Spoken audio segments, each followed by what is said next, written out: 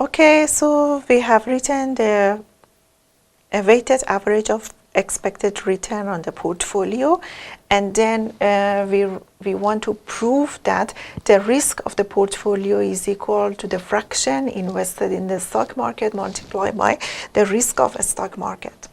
So to start, we know that we want to start with the concept of the risk of the portfolio. The risk concept is exactly the variance or standard deviation concept. So it means that you remember what was the variance concept. The variance concept is equal to expected value of value minus expected value and power 2. So this is the formula of variance, right? So I want to exactly do the same thing and then replace whatever I have here into this formula. So it means that the variance of portfolio, I show it with P, is equal to expected value of real value of something minus expected value of something. So it means that first I have to look for the real value of the portfolio. Real value of the portfolio is equal to the amount that we invest on the stock market. But here, instead of putting the expected return on the stock market, I have to put the real value of the stock market. So I put RM plus 1 minus B and then RF. Real value and expected value is the same. So that's why I put the same. So till here is V. This V is here. So it's the real value, right? Then minus. So I put a minus. And then I go to expected value. So expected value, here is also expected value, right? So expected return on portfolio is equal to B again. Expected value. So that's why here it remains big R.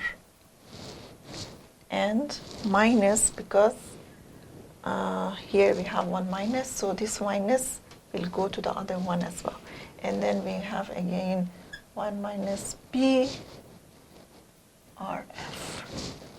And then we put power 2 to all.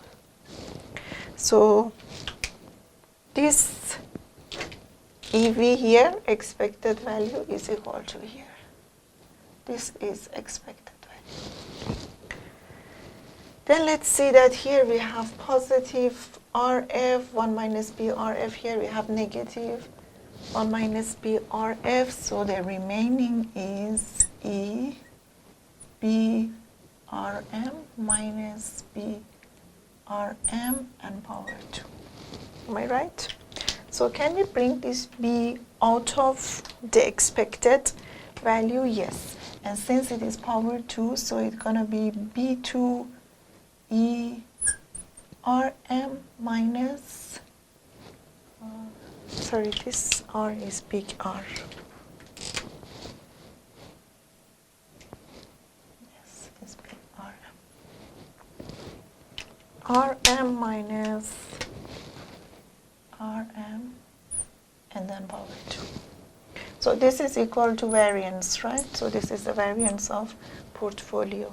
So if I want to calculate the standard deviation of the portfolio, so it means that the standard deviation of the portfolio is equal to B expected value of return on the stock market minus real value of the stock market minus expected value of stock market power 2. So isn't it reminding you again this part itself? What is it? Is it again the definition of the variance itself? The definition of the variance again, right? Because it is saying that the actual value minus the expected value power 2, and we have expected here as well. So there again it is showing us the variance of stock market.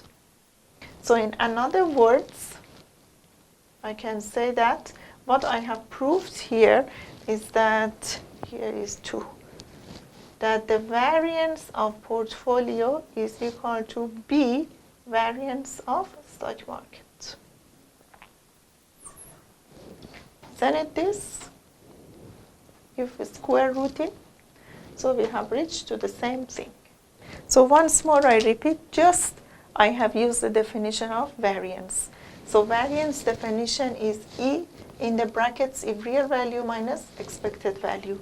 So I keep E, and then here is the expected return. So I use the real return minus the expected return.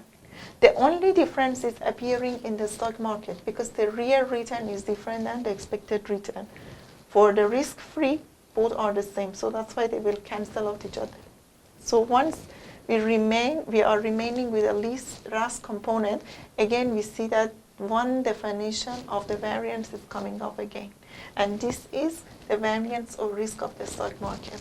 So that's why the risk of the portfolio is the fraction invested in the stock market multiplied by the risk of the stock market.